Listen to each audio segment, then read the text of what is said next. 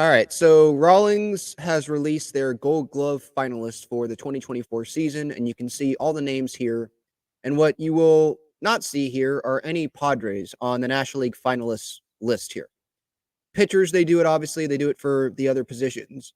And the main positions I was looking at here was third base with Manny, and center field with Jackson Merrill, and right field for like a split second.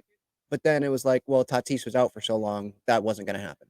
So really, for me, it was Merrill, it was Manny. That was the two. There was no other position that was like standing out to me. Now, I probably shouldn't have sent out the initial tweet that I did this morning, but this is just me as a Padres fan defending my guy. When I saw this list, I immediately quote tweeted with one of Manny's best plays, robbing Arenado of a hit earlier this year, and said, all we can do is laugh at this point, because I was supporting Manny. But then, sit back and go look at the numbers. And yeah, it's clear why he's not a finalist. And I understand him not being a finalist. And so, after looking through stuff, yeah, I've cooled off on it, and I'm not, pissed off that Manny's not a finalist and he's not getting respect or anything like that.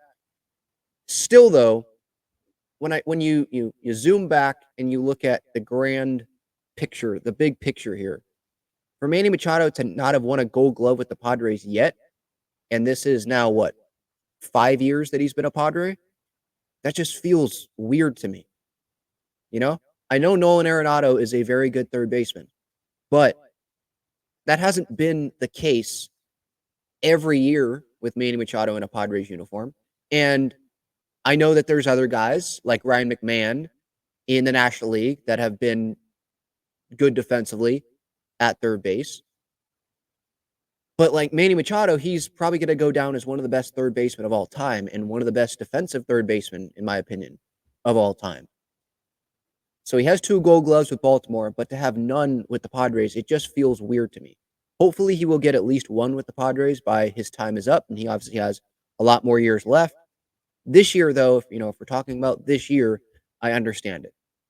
Tatis, we go to right field. He obviously was out for months. Manny, he was dealing with that injury at the beginning of the year, coming back from the elbow, and he wasn't playing third base every day. I understand that. And so when I look at third base on Fangraphs, the advanced numbers, where Manny Machado ranks among all third basemen with, I think I put the minimum innings at like 100, so barely any innings at third base. Manny is all the way down at 27th. He played less than 900 innings there. And you look at the top 4 are all National League third basemen, by the way. Matt Chapman played over 1,300. Joey Ortiz played over 1,000. Nolan Arenado played over 1,200. And Ryan McMahon played over 1,300. And as you can see here, the 3 finalists are Arenado, Chapman, and McMahon for third base. I would question more like, why is Joey Ortiz not the finalist? One of the finalists there, if we're just looking at the numbers.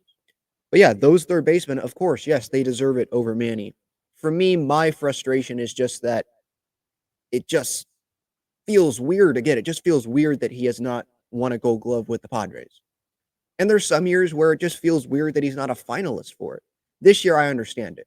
Now, I still wanted to go post and I did, a highlight reel of Manny Machado with some of the great plays that he made this year at third base. Because even with the limited time that he did play there, obviously, like I talked about earlier, with the injury that he was dealing with, he had to come back from it and he was DHing.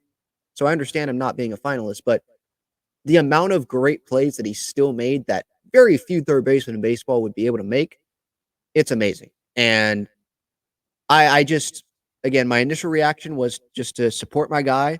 And I still want to support my guy and our guy in Manny Machado, because this guy is truly one of the special third basemen that we've ever seen.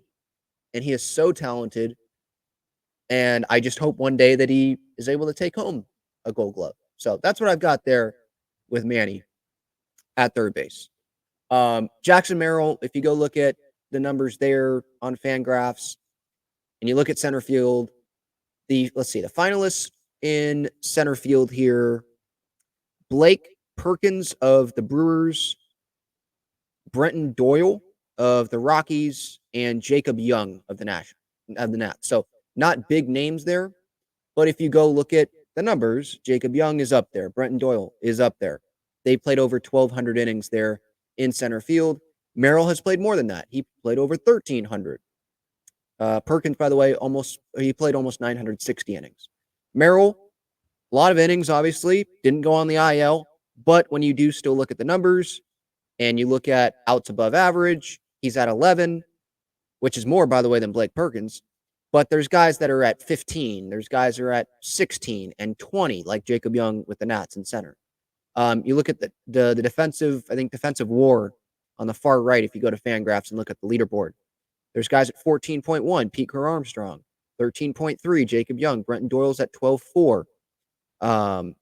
Blake Perkins is at 7.1, Jackson Merrill's at 6.5. So when you look at the numbers, yeah, I'm not surprised that he's not up there. But what I will say is, again, like supporting my guy, he had, I think, still one heck of a year defensively, transitioning from shortstop to the outfield for the first time in the big league, or obviously his first year in the big leagues, his first time full year in the outfield. So I thought he still did a good job, and I would not be surprised for him to have multiple Gold Glove finalist seasons if he sticks at center field, because I know he's only going to get better from here.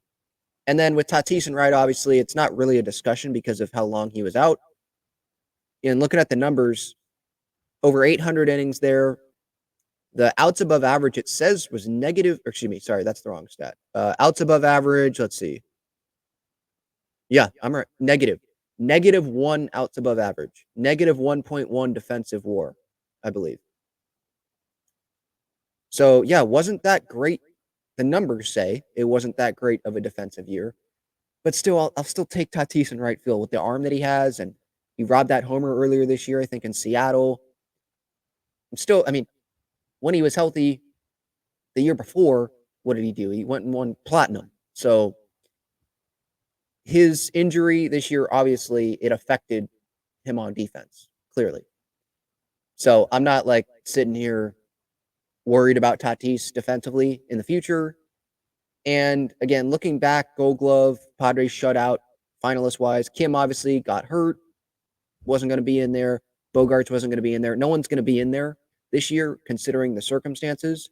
And then you go look at the numbers. Injuries didn't help either.